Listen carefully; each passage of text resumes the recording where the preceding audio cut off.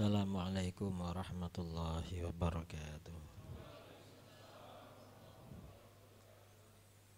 Bismillahirrahmanirrahim. Alhamdulillahi rabbil alamin. Wabihi nasta'inu ala umurid dunya waddin. Wassalatu wassalamu ala ashrafil anbiya'i wal mursalin Sayyidina Muhammadin wa ala alihi wa sahbihi ajma'in, amma ba'du. As-sadatil fudala, Habib Jamal bin Abdul Qadir As-Segaf, juga Habib Alwi bin Ali Al-Habsyi yang saya muliakan dan sangat saya hormati, Sahibul Majlis Buya Soni Parsono yang juga saya hormati, para asatil dan para jamaah majelis apa ini? Majelis Al-Hidayah setiap malam Selasa yang saya banggakan dan saya cintai. Alhamdulillah, pada malam ini saya bisa bersilaturahmi dengan para habaib, para asatid dan para jamaah. Mudah-mudahan silaturahmi ini dicatat oleh Allah sebagai pahala dan menjadi pertanda besok kita berkumpul di akhirat bersama baginda Rasulullah SAW. Kemudian yang kedua, suatu hal yang ingin saya sampaikan pada tausiah kali ini, karena ini para peserta banyak yang muda-muda, terutama yang laki-laki, tapi juga ini cocok untuk orang tua. Ada di dalam Al-Quran perintah beribadah kepada Allah, berkumpul dengan perintah berbakti pada kedua orang tua, karena kedua-duanya sama-sama penting. Allah Subhanahu wa ta'ala berfirman di dalam Al-Quran, wa qada rabbuka alla ta'budu illa iyyah wa bil walidaini ihsana. Wa qada rabbuka, dan telah mewahyukan, dan Tuhanmu telah mewahyukan, atau Tuhanmu telah memerintahkan. Sebagian ulama menafsirkan qada ini awha, mewahyukan. Ada yang menafsirkan amarah, Tuhanmu memerintahkan.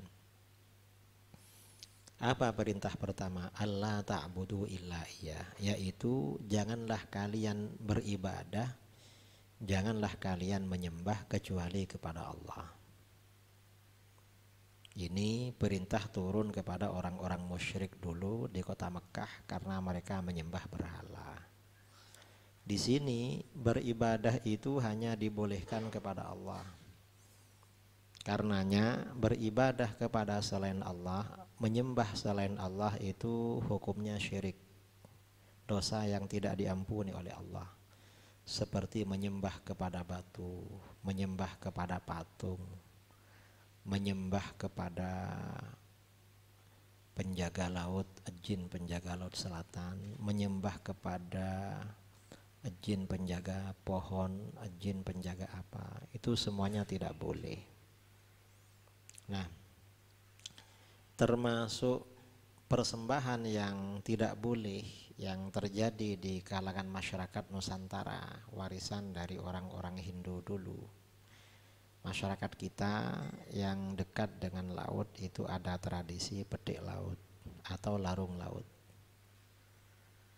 di mana ada sesajen ya. Sesajen itu ada kepala sapi, kepala kambing, ada emas, ada nasi kuning, dibuang ke laut, dipersembahkan pada jin penjaga laut. Keputusan Muktamar NU tahun 1936 kalau tidak salah itu haram dan termasuk syirik. Termasuk yang disyirikkan oleh para ulama kita di Indonesia, ulama NU sebelum kemerdekaan. Orang-orang Jawa itu punya tradisi sedekah kampung. Maksudnya apa? Bikin sesajen lalu dipersembahkan kepada jin penjaga kampung. Itu syirik, diputuskan termasuk syirik. Termasuk juga tradisi masyarakat-masyarakat. Sebagian masyarakat dulu kalau anaknya sakit bikin sesajen diletakkan di pinggir sumur. Kadang di sumber air, kadang di perempatan jalan. Katanya diganggu oleh jin yang ada di situ, karenanya diberi persembahan. Itu termasuk menyembah kepada selain Allah, hukumnya syirik. Tapi masyarakat modern sekarang setelah mudah dapat obat, gampang cari dokter, itu banyak ditinggalkan. Sudah tidak lagi. Dan itu memang sesuai dengan perintah Allah, Allah ta'budu illa iya. Kemudian perintah yang kedua, wabil walidaini ihsana. Dan berbuat baiklah kepada kedua orang tua dengan sebaik-baiknya. Dalam ayat ini membuang kalimat fi'il, wa ahsinu bil walidaini ihsana. Berbuat baiklah pada kedua orang tua dengan sebaik-baiknya. Artinya apa? Berbuat baik pada orang tua, kalau cuma baik tidak cukup, harus paling baik. Orang laki-laki itu biasanya sangat baik pada perempuan yang dicintai. Apakah pada istri atau istri muda, baik sekali. Pada orang tua harus lebih baik lagi. Kalau pada istri mudanya baik, pada orang tua harus lebih baik.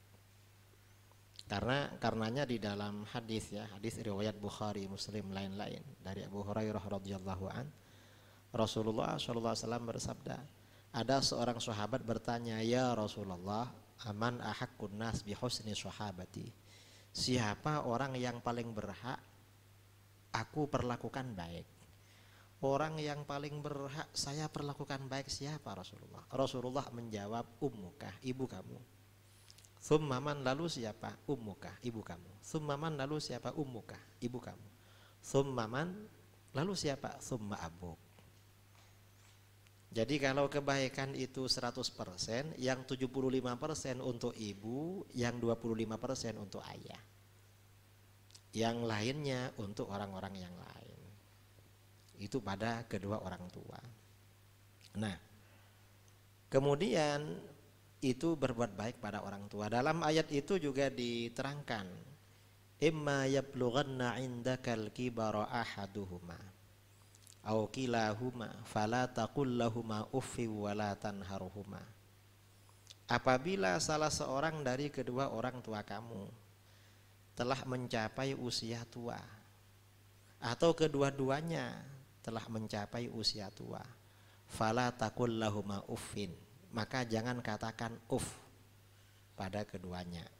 Uf itu artinya sebagian ulama menafsirkan menampakkan sikap seakan-akan bosan melayani orang tua. Karena orang tua kalau masih sehat biasanya gak mau dilayani anak, tetapi mandiri.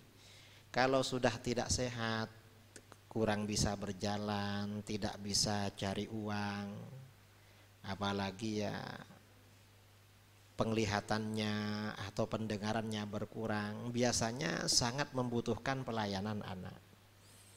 Maka bagaimana ketika anak melayani orang tua, jangan sekali-kali karena sudah tua berkata uf. Uf itu artinya sikap yang menampakkan seakan-akan bosan melayani.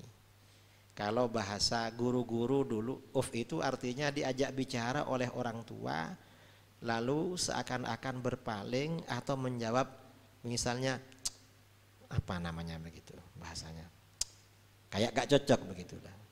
Itu gak boleh. Kalau orang tua masih sehat kadang-kadang, atau orang tua masih tidak memerlukan bantuan, tidak terjadi seperti itu. Wala tanharhuma, dan jangan bentak kedua orang tua. Kalau orang tua masih sehat, anak gak berani.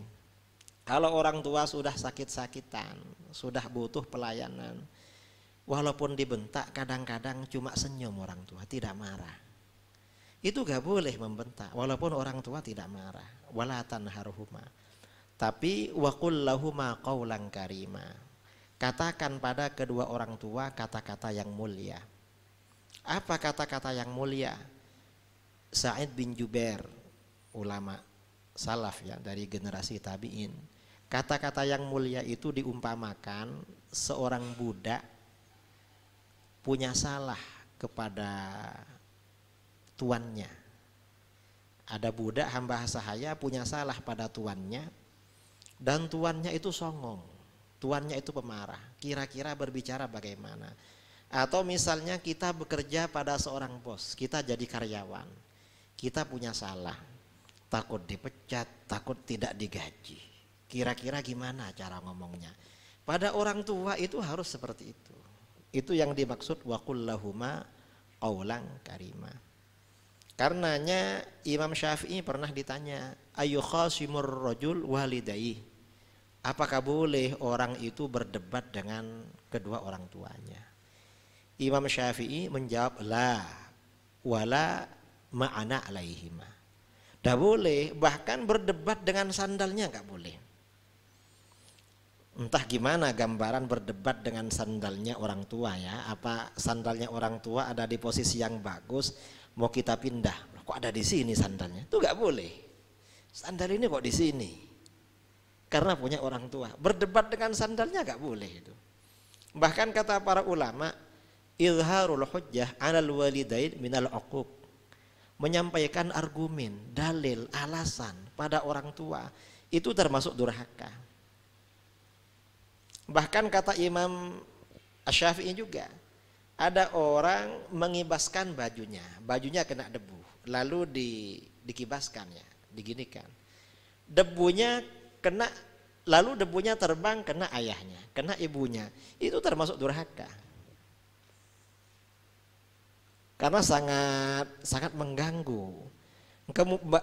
Ini kepada orang tua emang begitu. Tapi bukan berarti semua kemauan orang tua dituruti. Kalau maksiat gak boleh. Dalam ayat lain disampaikan ya, wa in jahadaka ala an tusyrika bi ma laysa laka bihi ilmun fala tuti'huma wa shahibhuma fid dunya ma'rufa. Kalau kedua orang tua kamu memaksa kamu, bersungguh-sungguh mengusahakan kamu agar syirik, mempersekutukan Allah yang kamu tidak tahu, jangan taati. Jadi larangan mentaati orang tua itu kalau perkara syirik. Kalau makruh masih ditaati. Misalnya orang tuanya suka rokok, belikan rokok, kan makruh itu, ditaati itu. Atau kamu pokoknya kamu rokokan, saya gak senang punya anak gak rokokan misalnya, karena makruh rokokan, ditaati itu karena makruh. Karena yang gak boleh itu kalau syirik. Wasahibhuma fid dunya ma'rufa, temani kedua orang tua dengan baik.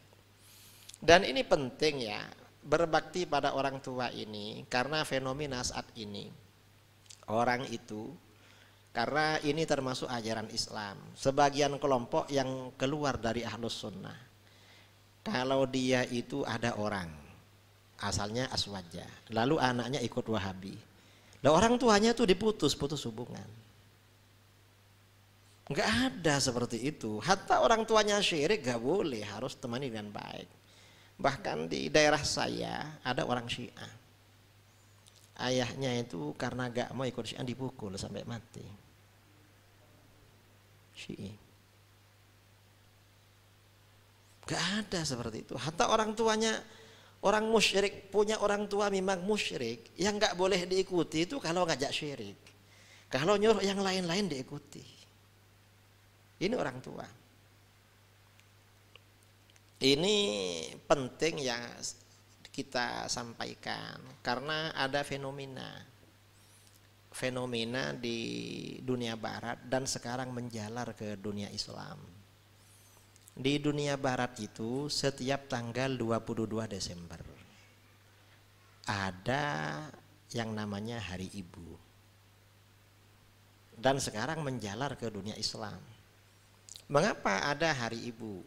Di barat itu kalau punya anak sudah usia 18 tahun, laki atau perempuan, orang tua berhak mengusir dari rumah, wajib mandiri. Kalau Islam kan enggak kan, kalau anaknya enggak mampu, apalagi perempuan, memang orang tua yang merawat. Akhirnya anak dengan orang tua putus hubungan. Anaknya tidak berbakti pada orang tua. Kalau orang tuanya ini sudah tidak sehat, biasanya oleh anaknya diantarkan ke panti jompo. Dan anaknya nggak tahu ada di mana, bukan dibawa oleh anaknya, bukan dibawa, tapi dititipkan ke panti jompo. Itu di barat. Nah, untuk mengenang hubungan ibu, akhirnya orang barat setahun sekali membuat yang namanya momen Hari Ibu. Ada pada Hari Ibu tanggal 22 Desember menelpon mamanya, gimana mama kabarnya? Ada yang ngirim karangan bunga, ada yang mendatangi mamanya, ada yang ngajak mamanya rekreasi. Setelah itu dikembalikan lagi. Kalau dalam Islam nggak ada Hari Ibu. Mengapa? Hari Ibu dalam Islam itu sejak tanggal 22 Desember sampai tanggal 21 Desember. Karena di dalam Islam itu ada konsep al-jannatu tahta aqdamil ummahat. Surga di bawah telapak kaki ibu. Ya karena barat itu salah memang. Mengapa salah? Barat ini kan pandangannya terhadap kehidupan, juga terhadap perempuan itu pandangannya materialistik. Perempuan itu dieksploitasi bagaimana sekiranya mendatangkan keuntungan. Nah, akhirnya tatanan keluarga itu rusak. Karenanya perlu Hari Ibu. Kita gak perlu Hari Ibu. Karena kita ini setiap waktu Hari Ibu. Nah, ini perlu kita sampaikan karena ada sebagian masyarakat muslim orang tuanya dititipkan ke panti jompo. Kadang anaknya pergi kerja ke tempat lain, tidak dibawa. Padahal yang ditemani ya istrinya, mestinya orang tuanya juga ditemani. Nah, kemudian di dalam ayat tadi dilanjutkan ya. Di dalam ayat tadi, wakhfid lahuma janahaz zulli minar rahmah. Rendahkan pundak kehinaan pada kedua orang tua. Kita ini kalau pada orang tua merendah. Mengapa? Minar rahmah, karena kita menyayangi pada orang tua. Wa qur rabbirhamhuma kama rabbayani shaghira, dan katakan, wahai Tuhanku, irhamhuma, curahkanlah rahmatmu, kasih sayangmu pada kedua orang tuaku. Kama rabbayani shaghira, sebagaimana mereka berdua merawatku ketika aku masih kecil. Maksudnya bagaimana? Kata para ulama, seorang anak ini biasanya membutuhkan perawatan orang tua, pelayanan orang tua secara full sejak lahir sampai usia 15 tahun. Itu full. Kalau anak ini waktu masih bayi 2 hari tidak bisa BAB, orang tua itu susah. Kenapa gak keluar? Tapi begitu keluar, itu yang keluar seakan-akan dianggap emas permata. Gak merasa jijik, emas ini yang keluar. Itu yang dimaksud kama rabbayani. Nah, melayani orang tua juga begitu. Biasanya kata para ulama, orang tua ini membutuhkan pelayanan full dari anaknya 15 tahun terakhir kehidupannya. Kalau orang tuanya meninggalnya usia senja sampai tua. Tapi kalau orang tuanya meninggal masih muda, ya enggak lama. Kalau sampai tua biasanya 15. Artinya sebagaimana pada masa 15 tahun awal kehidupan kamu, orang tua kamu melayani kamu secara full, kamu harus begitu juga melayani orang tua 15 tahun terakhir dari kehidupannya. Seperti itu. Dan ini kebaikan kita pada orang tua, kebaktian kita pada orang tua oleh Allah akan dibalas anak kita berbakti kepada kita. Karenanya seorang suami termasuk tanda-tanda akhir zaman. Seseorang itu mendekatkan kawannya, tapi menjauhkan ayahnya. Artinya apa? Kalau diperlukan kawannya, ada kawannya sangat baik, tapi kalau orang tuanya tidak begitu peduli. Padahal mestinya orang tua lebih istimewa daripada kawan. Kemudian juga tanda asyratus akhir zaman. Seorang laki-laki taat pada istrinya, durhaka kepada ibunya. Itu tidak boleh. Kadang-kadang memang istri ini marah ketika kita berbuat baik pada ibu. Dalam posisi seperti ini istri diingatkan, kamu harus mendukung saya berbakti kepada ibu saya. Loh, kenapa? Karena kalau saya berbakti pada ibu saya, anak saya berbakti sama kamu. Kalau saya tidak berbakti pada ibu saya, anak saya tidak berbakti pada kamu. Dan istri juga begitu. Istri ini juga harus memotivasi suaminya, kamu yang baik sama ibu kamu. Karena kalau kamu gak baik, anak kamu juga gak baik sama saya. Kalau kamu baik pada ibu kamu, anak kamu baik pada saya. Ini ada kisah yang diceritakan oleh sebagian masyayikh. Di Arab itu ada penduduk yang namanya penduduk Badui. Ada sepasang suami istri Badui, orang Arab Badui. Cuma istrinya ini mungkin tergolong wanita solehah. Nah, suaminya ini juga membawa ibunya yang sudah tua. Orang Badui ini kan tinggalnya pindah-pindah kan, ikut musim atau ikut yang nyaman tempatnya. Biasanya pakai tenda di padang pasir. Nah, lama-lama ibunya suaminya ini karena sudah tua, ya cerewet, mudah marah, apa. Anaknya yang laki-laki merasa bosan. Bilang pada istrinya, "Dek, apa? Mama ini yang enak tinggalkan aja di sini. Capek kita ngurusi mama ini capek. Kita tinggalkan." Lalu terus makannya gimana? Makanan kita tinggalkan di sini. Nanti kalau kira-kira habis kita datangi lagi. Tapi istrinya ini bijak. Oke, kalau begitu. Kapan kita pergi? Nanti tengah malam. Kalau mama sudah tidur. Ayo. Begitu mau berangkat, anaknya yang bayi sama istrinya ditinggalkan bersama neneknya di tenda itu. Lalu pergi sama suaminya. Setelah jalan berpuluh-puluh kilo, suaminya tanya, "Mana anak kita?" "Anak yang mana?" "Yang bayi." "Saya tinggal," katanya. "Tinggal di mana?" "Di tenda." "Loh, kok ditinggal?" "Ya, siapa mau merawat anak itu? Itu kan anak kamu." "Lah terus? Kamu aja meninggalkan mamanya, nanti saya ditinggal juga," katanya. "Daripada dia meninggalkan saya, nanti sekarang tak tinggal," katanya. Akhirnya suaminya tersentuh. "Iya," katanya. "Ayo balik." Akhirnya kembali lagi itu. Kembali lagi. Dan setelah sampai di tenda itu, yang membuat suaminya ini terenyuh, ibunya ini mendekap cucunya erat-erat sambil pegang batu. Karena di situ banyak serigala, anjing hutan. Setiap ada serigala mendekat mau mengambil cucunya, dilempar pakai batu. Dari sayangnya pada cucunya.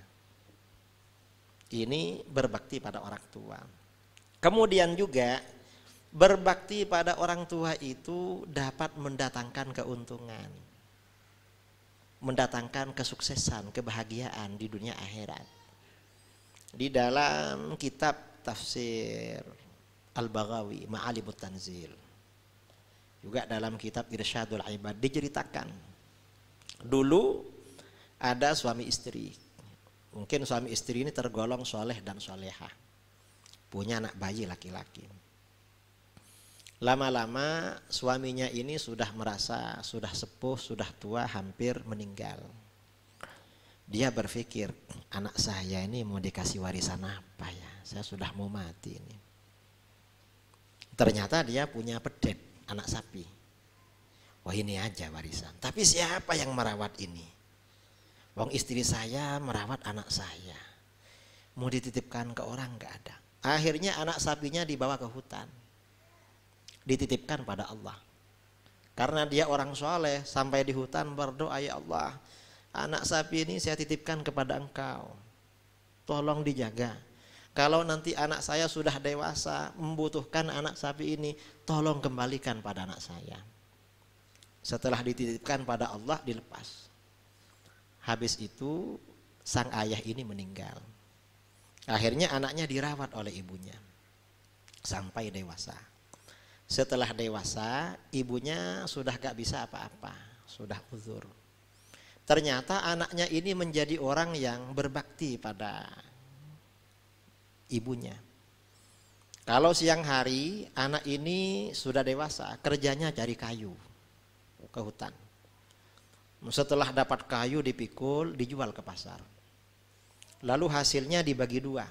Yang separuh disedekahkan kepada fuqara masakin, separuhnya diserahkan kepada ibunya untuk biaya sehari-hari. Tiap hari begitu.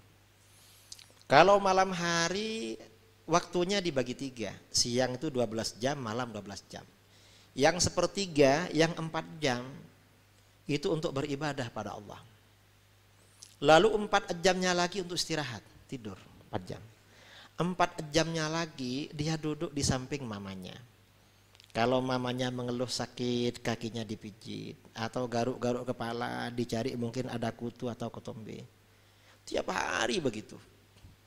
Lama-lama ibunya ini tidak tega, bilang pada anaknya, "Nak, saya ini kasihan sama kamu. Kamu seharian kerja, malam melayani saya. Biar kamu gak capek-capek kerja cari rizki. Dulu ayahmu punya sapi. Coba kamu ambil. Di mana, Mak? Oleh ayahmu ditaruh di tempat gembala di hutan sana. Sapinya besar, kulitnya berwarna keemasan.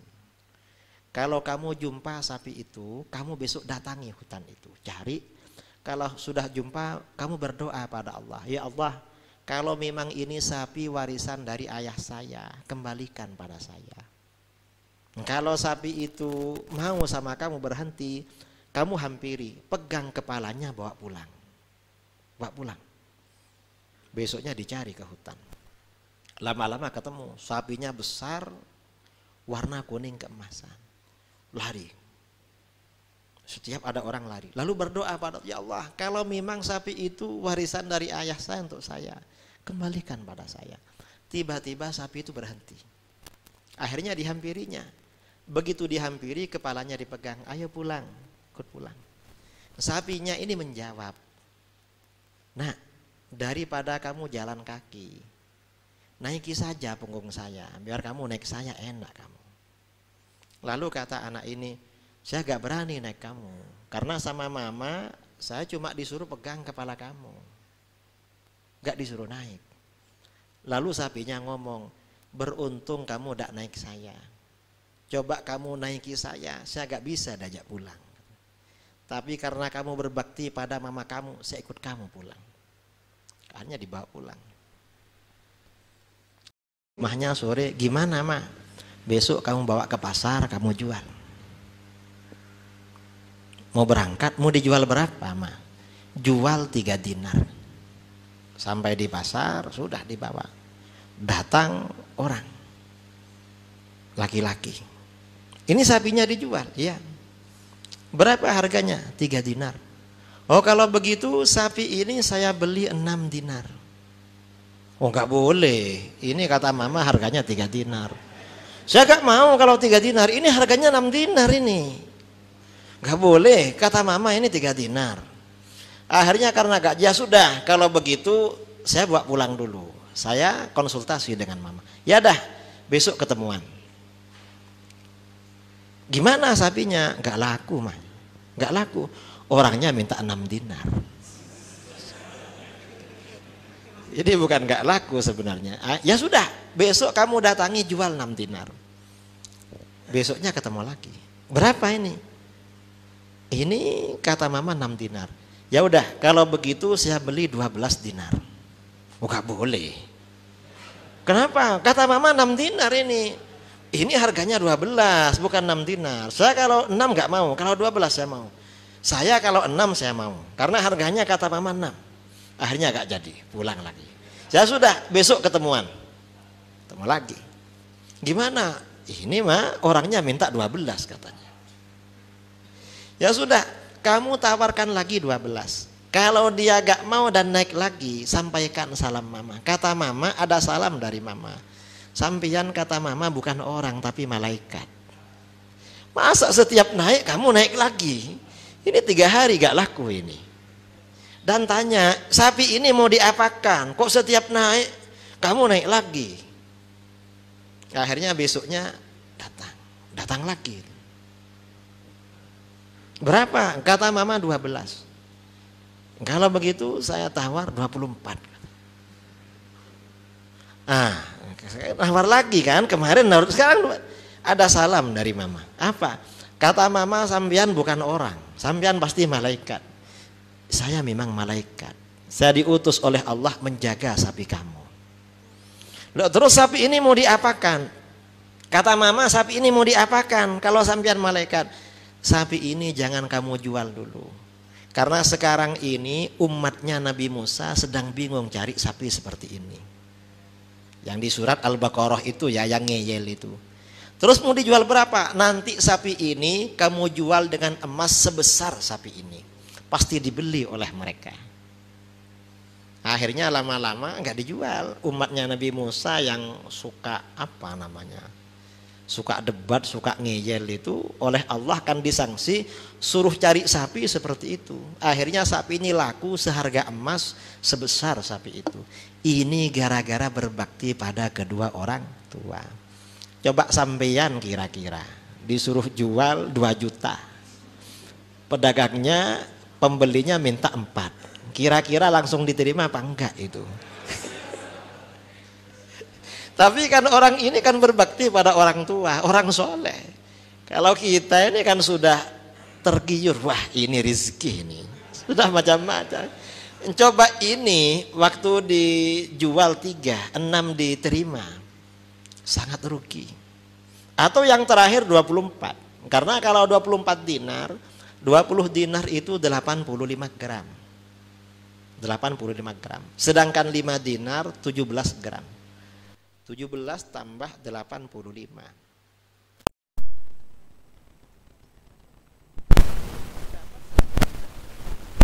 Ternyata dengan berbakti pada orang tua, ini berapa gram? Bukan gram ini kalau emas sebesar sapi. Berapa itu? Etonan itu. Nah ibu-ibu ada yang punya gram, punya emas sebesar sapi?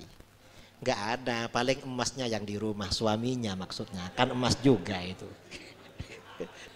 Jadi itu emasnya itu ada yang 50 kilo, ada yang ya lumayan lah, besar juga sebenarnya. Mungkin itu karena berbakti pada orang tuanya dulu, dapat emas yang gemuk-gemuk itu.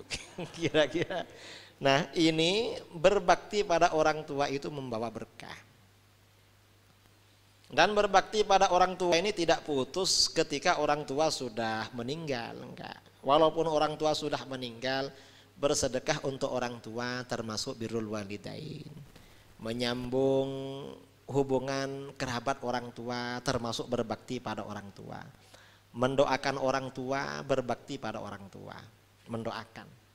Berapa kali mendoakan orang tua dianggap berbakti? Kata para ulama, mendoakan orang tua itu minimal sehari semalam 5 kali. Mengapa 5 kali? Karena perintah berbakti digandeng dengan perintah beribadah. Wa qadha rabbuka alla ta'budu illa iyyah. Kita sehari semalam wajib beribadah kepada Allah 5 kali. Berarti wabil walidain ihsana, mendoakan orang tua sehari semalam 5 kali. Itu batas minimal. Kalau sudah 5 kali berarti kita ini termasuk berbakti itu. Makanya habis sholat jangan langsung pergi. Paling enggak ya istighfar untuk kedua orang tua. Jadi berbakti. Dan orang yang rajin mendoakan orang tuanya, insya Allah rizkinya gampang. Kalau orang tua sudah meninggal. Karena dalam hadis riwayat Imam Ad-Dailami dari Anas bin Malik radhiyallahu an, ya, ada hadis Rasulullah SAW. Idza tarakal abdu ad-du'a li walidayhi in qata'a anhu rizqu fid dunya. Apabila seorang hamba meninggalkan doa bagi kedua orang tuanya, rizkinya di dunia diputus oleh Allah. Rizki putus itu kadang-kadang bukan gak punya uang, kadang punya uang tapi sumpek. Kadang punya uang nanti anaknya masuk rumah sakit, kadang punya uang motornya dicuri orang kan. Ayo sumpek terus. Rizki itu banyak, rizki itu bukan hanya harta ya. Jadi punya teman orang soleh itu juga rizki. Kemudian juga anak soleh itu rizki, punya anak soleh. punya istri soleh rizki juga, punya suami yang soleh rizki, terus ketenangan hati itu rizki, semuanya rizki, dapat ilmu juga rizki. Orang yang berbakti pada orang tua insya Allah rizkinya dimudahkan oleh Allah. Nah ini sekelumit tausiah pada malam ini yang perlu saya sampaikan, mudah-mudahan bermanfaat. 10:04 katanya sampai jam 10 kurang 5 sampai jam 10. Nah ini penting ya, berbakti pada kedua orang tua, karena zaman sekarang ini banyak orang tidak memahami kewajiban pada orang tua, berbakti pada kedua orang tua. Rata-rata banyak masyarakat sekarang orang tua takut pada anak. Orang tua takut pada anak, dan itu gak boleh. Orang tua itu harus harus keras mendidik anaknya agar anaknya menjadi orang yang berbakti. Dan termasuk berbakti kepada orang tua, kata para ulama, adalah berbakti kepada guru. Karena Al-Imam Ar-Raghib Al-Asfihani dalam Mu'jam Mufradat Al-Fadhil Quran ketika menjelaskan wabil walidaini ihsana. Mengapa di sini musanna? Kata beliau, karena walid itu ada dua. Orang tua yang pertama, orang yang melahirkan kita, ayah ibu kita. Lalu orang tua yang kedua adalah orang tua adalah ulama, guru yang mengajari kita. Karenanya berbakti kepada guru itu termasuk hukuk, termasuk kewajiban, hak yang besar sekali. Ini berbakti kepada guru juga berkurang, tidak seperti dulu. Kalau dulu saya masih kecil, kalau bergurau di langgar, di musola, dipukul sama kiai. Dipukul, lapor sama orang tua, dimarahi. Kalau sekarang ini ada guru memukul muridnya, dilaporkan polisi. Iya, dilaporkan polisi. Kan gimana ya, orang tua gak ngerti. Padahal kalau orang tua menaruh anaknya di pondok, antara guru dengan orang tua itu harus saling mendukung. Gurunya yang di pondok atau di madrasah mendidik anak kita agar berbakti pada orang tua. Dan orang tua harus memotivasi anaknya berbakti kepada gurunya. Harus seperti itu. Karena ada di daerah saya, ada pondok ya. Anak saya dulu mondok di situ. Anak saya mondok di situ. Kiainya cerita pada saya, Ustadz di pondok saya ada yang dipenjara sudah 5 bulan katanya. Kenapa Kiai? Ada santri karena nakal ya disangsi, telinganya diapakan, enggak apa-apa. Terus anaknya lapor sama orang tuanya enggak terima, ustadz saya dipolisikan. Ada yang seperti itu gak bagus seperti itu. Karena orang ini, anak itu dalam masa-masa pendidikan memang harus benar-benar dididik. Dan orang tua harus ketat. Apalagi pada masa sekarang. Ini terjadi di mana-mana. Kemarin kapan? Sudah 5 hari dari sekarang di Aceh. Ada seorang kiai, ustadznya itu ngajar. Terus menyampaikan pernyataan. Anaknya salah paham, lapor sama orang tuanya. Orang tuanya marah-marah ke pondok. Katanya ustadznya bilang begini. Padahal ustadznya yang disampaikan benar, cuma anaknya salah paham. Ini pentingnya santri berbakti pada guru, anak berbakti pada orang tua, dan antara guru dengan orang tua harus bekerja sama. Bagaimana anak ini nanti tumbuh menjadi anak soleh, gurunya yang mendidik, orang tuanya yang memotivasi. Jangan sampai orang tua ini mengompori agar anaknya berani pada guru. Itu di dunia pendidikan tidak bagus itu. Ini perlu saya sampaikan karena ini fenomena terjadi di mana-mana. Sampai ada pondok di daerah saya, kalau santri yang mondok di situ itu harus teken, ada tanda tangan di atas materai, kalau ada apa-apa agak lapor polisi. Kan dari takutnya kiai dilaporkan ke polisi itu. Kalau dulu kan nggak ada kan begitu. Ya sekarang ini karena zaman akhir kiainya, ustadznya dilaporkan ke polisi, ya takutlah kalau dilaporkan ke polisi, kan cari perkara itu. Ini terjadi pada zaman sekarang. Karenanya ya kita hati-hati dalam mendidik anak, hati-hati. Apalagi pada masa sekarang. Ini yang perlu saya sampaikan. Mungkin sudah cukup ya jam 10, kata Habib Jamal jam 10, kata Buya Soni jam 10 seperempat. Ini khilaf, karena khilaf berarti ambil salah satunya. Kalau ada tanya jawab satu dipersilahkan. Satu aja, jangan banyak-banyak.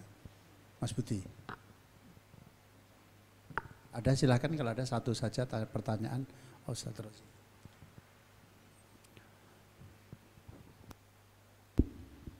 Bismillahirrahmanirrahim. Assalamualaikum warahmatullahi wabarakatuh.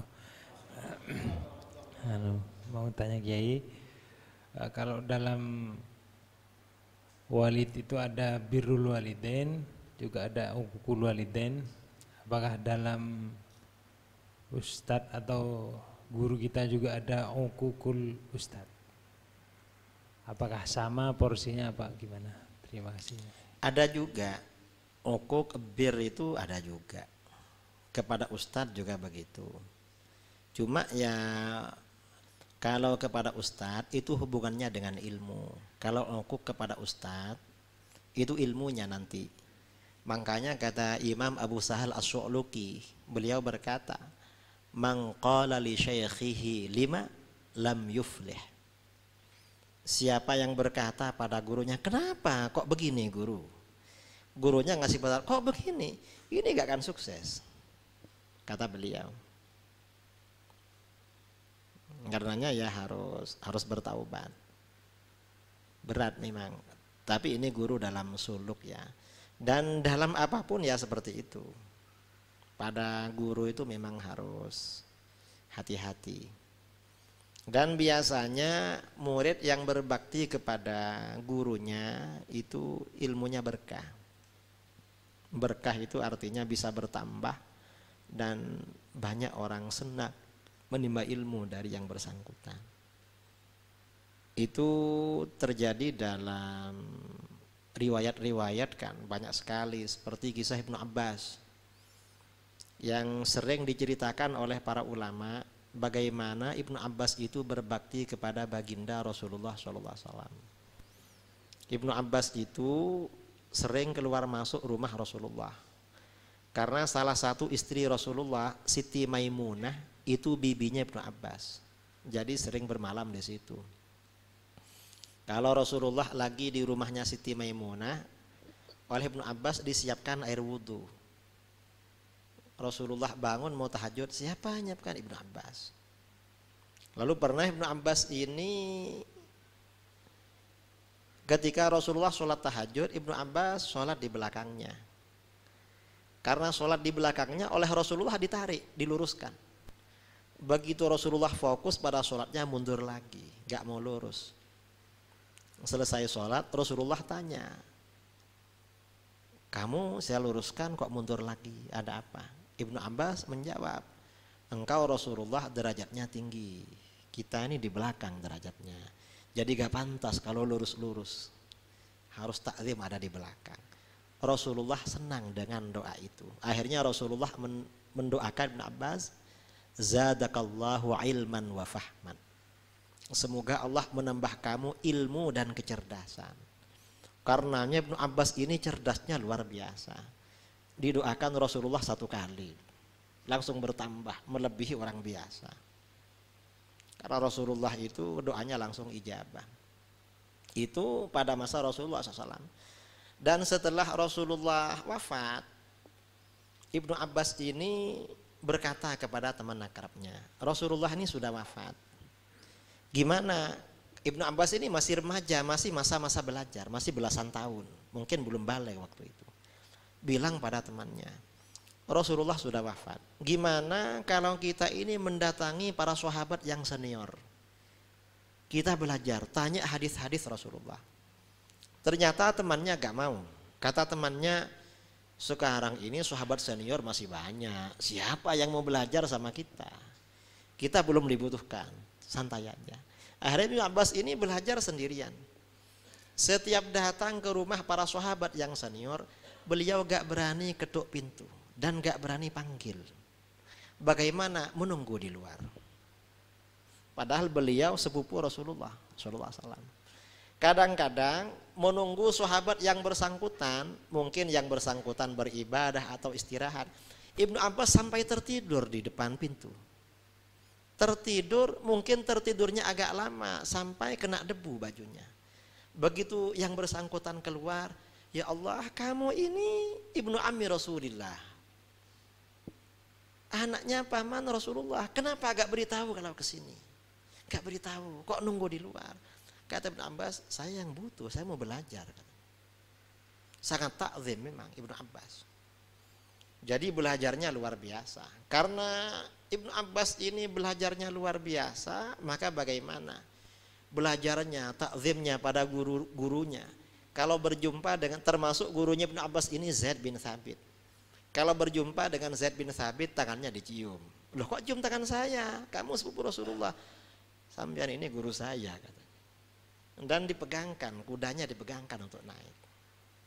Karenanya Ibnu Abbas ini masih remaja, tergolong remaja, belum 20 tahun.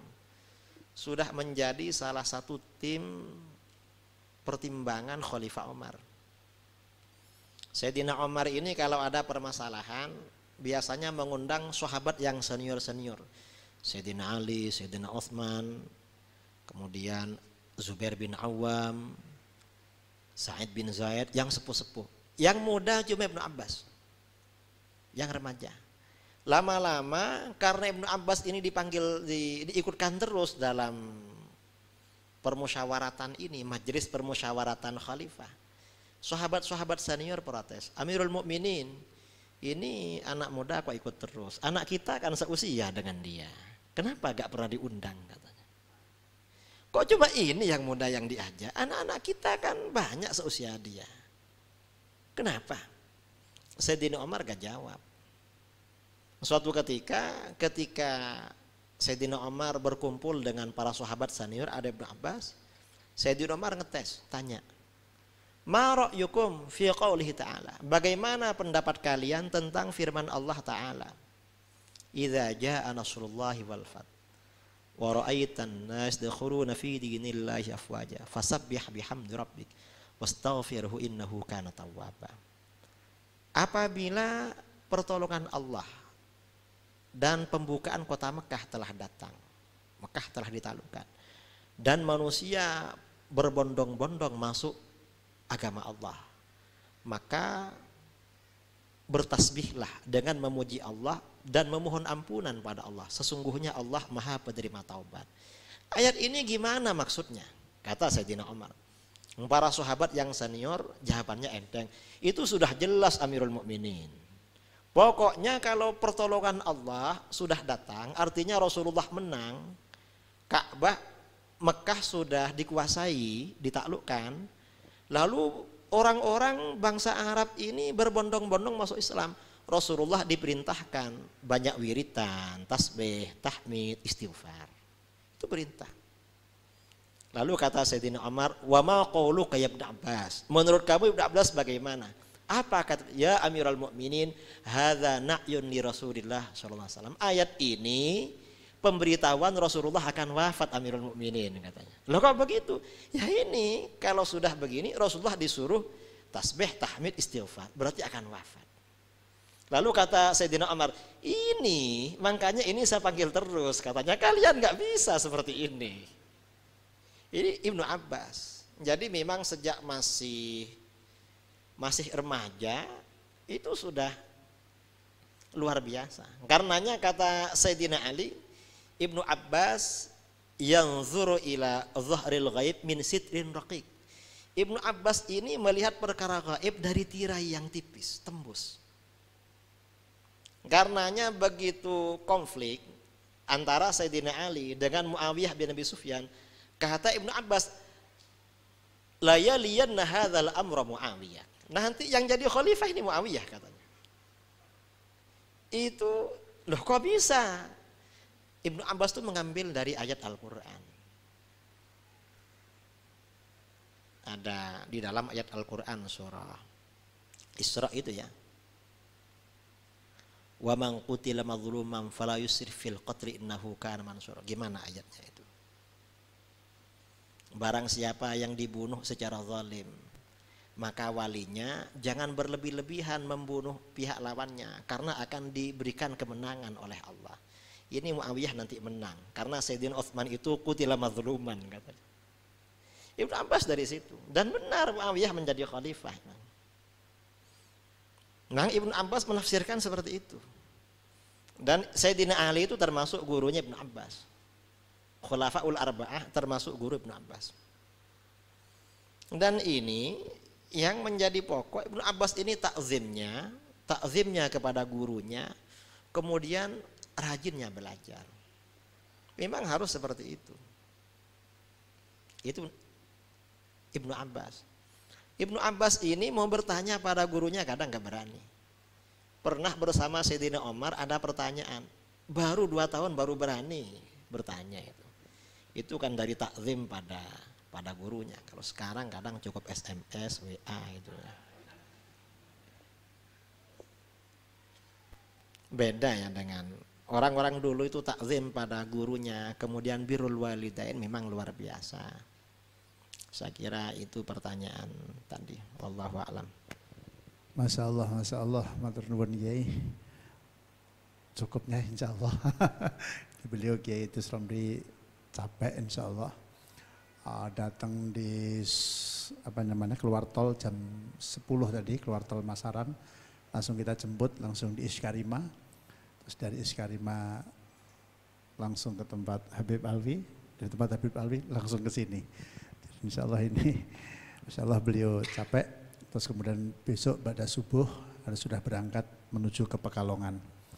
Kemudian hari berikutnya di Brebes. Mari kita tutup pertemuan kita pada malam hari ini. Ya Rabbana tarafna bi annana tarafna